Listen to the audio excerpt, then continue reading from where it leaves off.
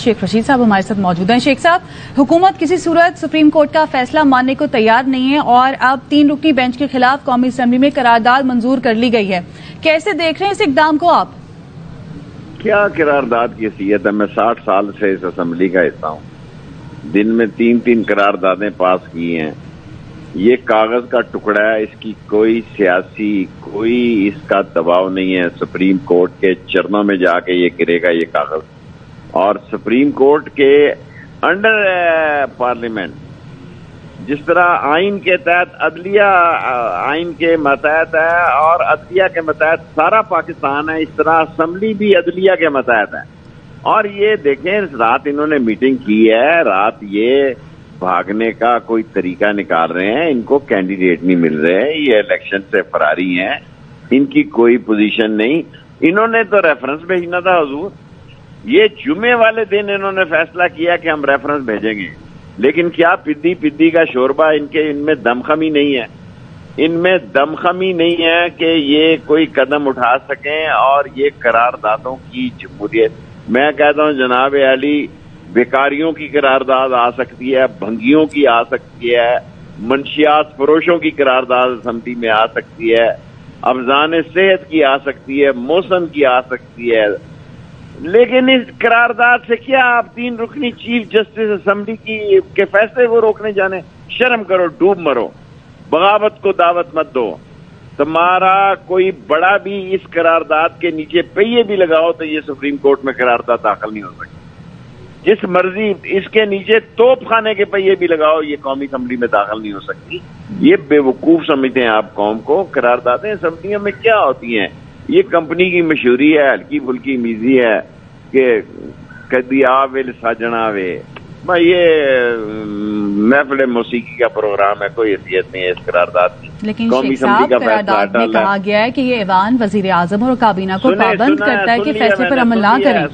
कौम का वक्त बचाएं। 11 तारीख तक देखें, ये 11 तारीख को आके बताएं कि जनाब इलेक्शन कमीशन बताए कि हमें फाइनेंस सेक्रेटरी नहीं दे रहा पैसे। फिर आप देखें कि अदालत किस तरह तुन के रख देगी, कानून को इम्प्लीमेंट करेगी। ये 11 तारीख को बताएं कि जनाब अली हमें ये पैसे नहीं मिल रहे। अभी तो ये फैसला किसी हुकूमत के खिलाफ नहीं है जी, ये तो अदारों को हदायत की गई है। हुकूमत खामखा अपने ऊपर ले रही है।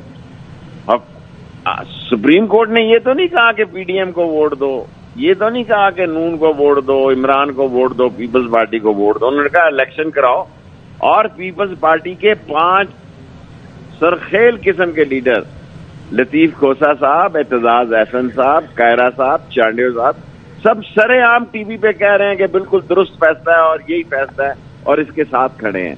पीछे क्या रह गया? गाजर मूली टाइप के सारे। और ये भी आप याद रखिएगा, ये दोबारा नैब के केसेस खुलेंगे इंशाअल्लाह ताला। मैं रोजे से हूं, मेरे मौला ने चाह तो ये नैब के केसेस दोबारा खुलेंगे, ये मनी लॉन्ड्रिंग में दोबारा अंदर होंगे। और ये जिस तरफ जा रहे हैं, इनकी अगर हिम्मत है तो कैबिनेट का मिनट्स जारी करें कि कैबिनेट ने मुस्तरद कर दिया जनाब। मुन्ने तो ऐसे ही बस अपनी इज्जत बचाओ प्रोग्राम के तहत कंपनी की मशहूरी का प्रोग्राम लगा हुआ है कि चलो, और क्या है। इस करारदाद की कोई हैसियत नहीं। ठीक है। और इलेक्शन आपको उम्मीद है होंगे जो हुक्म दिया गया है कोर्ट की जानिब से उस तारीख पर? देखिए, इसका फैसला मैं आपको 11 को बता सकूंगा, लेकिन एक बात तय है कि इलेक्शन से ये भागें, क्योंकि इनके कैंडिडेट ही नहीं है। इनके पास जिस पार्टियां 13 पार्टियों के पास कैंडिडेट ही नहीं है एक निशान पर इलेक्शन लड़ने के लिए, 13 निशानों पर लड़ने के लिए नहीं है।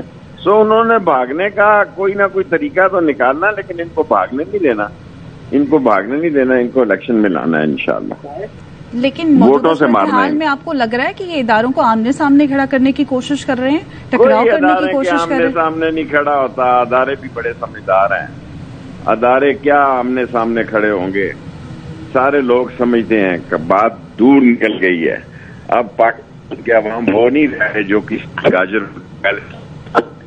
पाकिस्तान में बाशऊर लोग हैं। 7 करोड़ लोगों की जेब में और हर आदमी को है, और कोई कुछ नहीं होने लगा। ठीक होगा इंशाल्लाह। Thank you.